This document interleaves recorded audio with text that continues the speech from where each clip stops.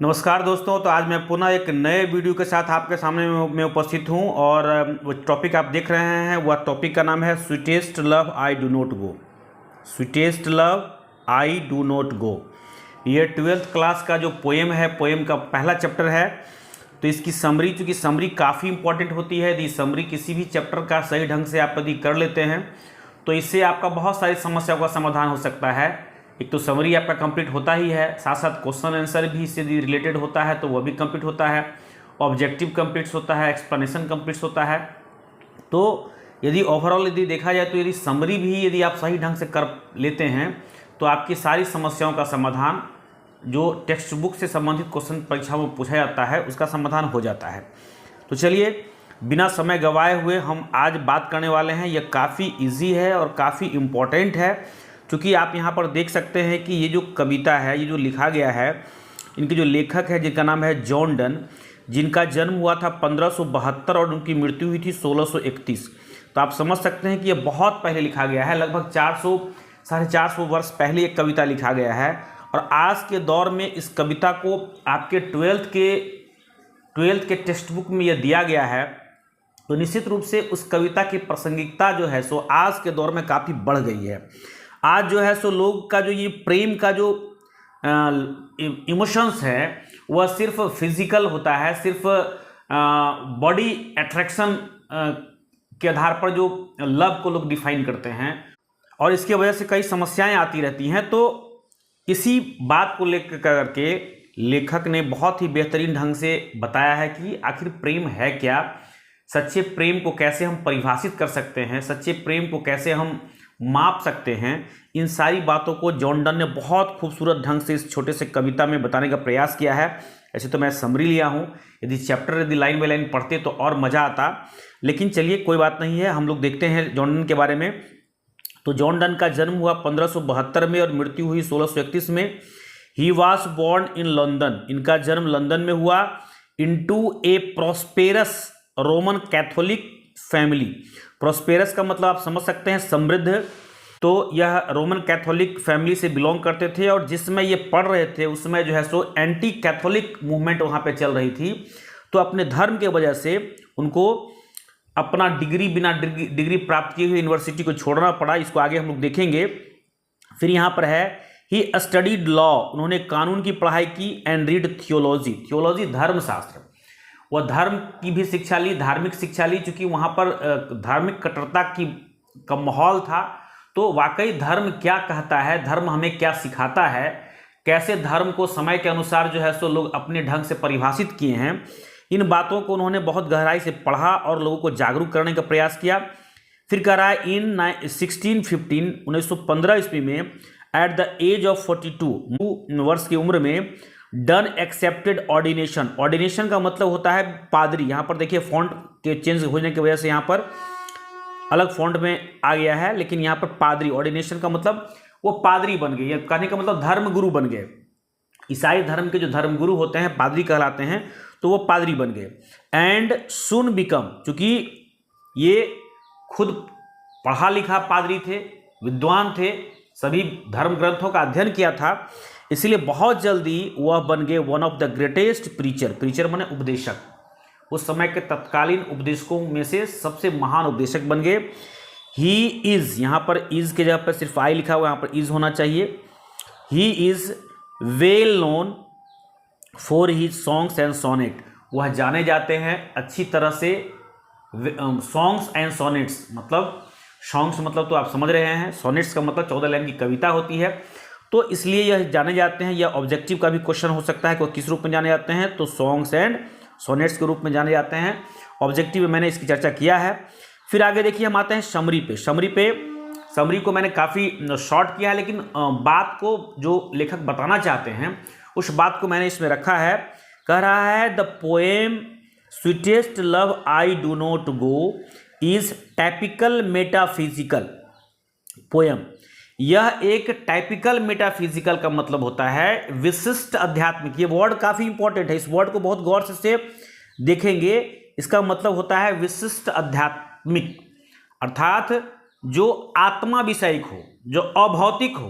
अर्थात आज का जो समय है, आज का जो दौर है, लोग शरीर को देख करके प्यार कर लेते हैं, शरीर के अट्रैक्शन से जो है सो उसके बाहरी आवरण से लोग प्यार करते हैं, वह सच्चा प्यार नहीं है। प्यार जो है सो आत्मीय होता है, अभौतिक होता है और विशिष्ट आध्यात्मिक होता है। इसी बात को जो है सो इस कविता के माध्यम से बताने का प्रयास किया है। तो यह कविता कैसा है? तो टाइपिकल मेटाफिजिकल है। Poem has been composed by John Donne, जिसको जॉन डन के द्वारा कंपोज किया गया है। इन दिस पोएम, बहुत ही गौर से देखिएगा, सुनिएगा, क्योंकि मैंने बहुत ही धीरे धीरे और बहुत ही आसान शब्दों में इसको लिखा है। तो in this poem the poet celebrate, poet ने सेलिब्रेट किया है। सेलिब्रेट का मतलब होता है खुशियाँ मनाना, जिसमें कि तन और मन दोनों इन्वॉल्व हो। तो celebrate the power of true love, उन्होंने बताने का प्रयास किया गया है सच्चे प्रेम की शक्ति को। फिर आगे कहते हैं द पोएट एक्सप्लेन्स, कवि एक्सप्लेन करते हैं, व्यक्त करते हैं, इट इसे with the help of his own life, अपने खुद के ज़िंदगी को लेकर करके लेखक जो है सो बताने का प्रयास किए हैं। क्योंकि आप यदि किताब पढ़ेंगे तो आप पाएंगे कि यह खुद एक साहसिक नाविक होते हैं और वह विदेश यात्रा पर जा रहे होते हैं। उस समय उनकी पत्नी उनको रोकती है, नहीं जाने देना चाहती है, क्योंकि पहले विदेश यात्रा करना, समुद्री यात्रा करना खतरा से भरा हुआ होता था। तो पत्नी रोकती है, प्रेमिका रोकती है कि नहीं जाओ, और वह अपनी पत्नी को समझाते हैं कि तुम मुझे मत रोको, क्योंकि हम जा रहे हैं और हम वापस आएंगे। तो यही यहाँ पे बताया गया है। The poet explains with the help of his own, the poet is parting, देखिए यहाँ पर अगले लाइन में लिखा हुआ है the poet is parting, parting मैंने जुदा हो रहे हैं, विद हिज विलव्ड, अपनी प्रेमिका से जुदा हो रहे हैं। नोट बिकॉज, नहीं sorry, note became fed up with him, fed up with माने होता है उबना, इसलिए नहीं जा रहे हैं कि वह उससे उब चुके हैं, अपनी प्रेमिका से उब चुके हैं इसलिए वह जा रहे हैं, ऐसी बात नहीं है। ही इज पार्टिंग, वो जा रहे हैं, टू नो, जानने के लिए, the feeling of eternal love, eternal love का मतलब शाश्वत प्रेम की शक्ति को जानने के लिए जा रहे हैं कि शाश्वत प्रेम क्या होता है, प्रेम का मतलब क्या होता है। प्रेम सिर्फ बॉडी अट्रैक्शन नहीं है, यह शाश्वत होता है, आध्यात्मिक होता है, अभौतिक होता है और आत्मिक होता है। फिर कहते हैं आगे अगली लाइन में द पोएट अस्योर्स, कवि यकीन दिलाते हैं, अस्योर्स मीन्स यकीन दिलाना, हिज विलव्ड, अपनी प्रेमिका को, that he will come back, यहाँ केम हो गया, यहाँ पे कम होना चाहिए, ही विल कम बैक, वह वापस आएंगे, just as the sun comes back, जैसे कि सूर्य प्रत्येक दिन जाता है और वापस आता है, उसी तरह से मैं भी जाऊंगा और वह वापस आऊंगा, घबराने की जरूरत नहीं है। फिर आगे कहते हैं पोएट प्रोमिसेस, कवि वादा करते हैं हर, अपनी प्रेमिका को, दैट की his return will be faster, उनका जो वापस आना होगा वह फास्टर होगा, वह बहुत तेजी से आएंगे, देन सन, वो बहुत तेजी से आएंगे, किसे भी तेजी से आएंगे, सूर्य से भी तेज गति से आएंगे, जैसे सूर्य प्रतिदिन जाता है और वापस आता है उस तरह से मैं भी जाऊंगा और मैं उससे भी तेज गति से आऊंगा।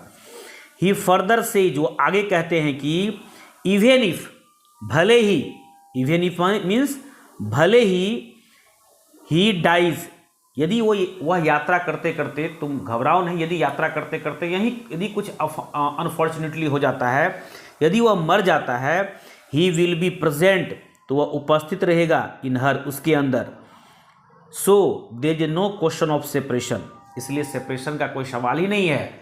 यदि वह यात्रा के क्रम में यदि मर भी जाता है तो वह मैं तुम्हारे दिल में मौजूद रहूँगा, इसलिए सेपरेशन की कोई बात नहीं है। क्योंकि अब यहाँ पर आप देख सकते हैं इस लाइन में, यह लाइन है इटर्नल लव की पराकाष्ठा, जो आज के दौर में इसका अभाव है।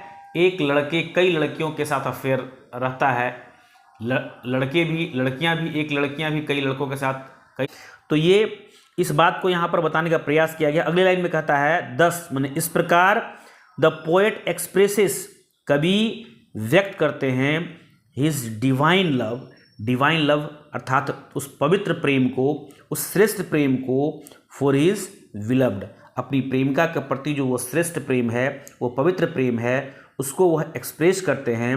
ही फाइनली, वह अंत तक कंक्लूड्स दैट, वो अंत तक कंक्लूड करते हैं कि लव इज इमॉर्टल, लव अमर है, और एक लाइन और मैं इसमें लिखा नहीं हूँ, लेकिन मैं बोल देता हूँ। उन्होंने अंतिम लाइन में ये कहा है कि तुम यह महसूस करो, यदि तुम्हें ऐसा लगे कि मैं दूर हूँ, तो तुम यह महसूस करो कि हम लोग एक ही बिस्तर पे सोए हुए हैं, सिर्फ मेरा चेहरा तुम्हारे चेहरे से विपरीत है।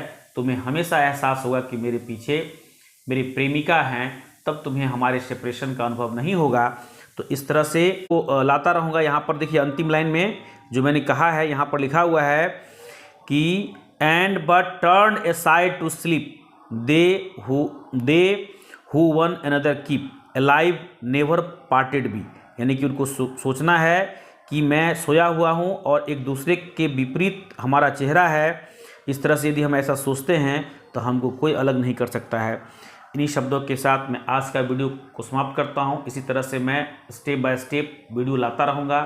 आप लोग इसको लाइक कीजिए, शेयर कीजिए, सब्सक्राइब कीजिए। इसके साथ साथ मैं अलग अलग तरह का टॉपिक भी मैं लाता रहता हूँ। चूँकि मैं एक शिक्षक हूँ, तो शिक्षक से जुड़ी हुई जो अनुभव होते हैं स्कूल में, क्लासरूम में, और हमारा जो चिंतन मंथन है, हमेशा मैं लगा रहता हूँ, अपने आप को बेहतर करने का प्रयास करते रहता हूँ और अपने अनुभवों को शेयर आपके साथ करता रहता हूँ।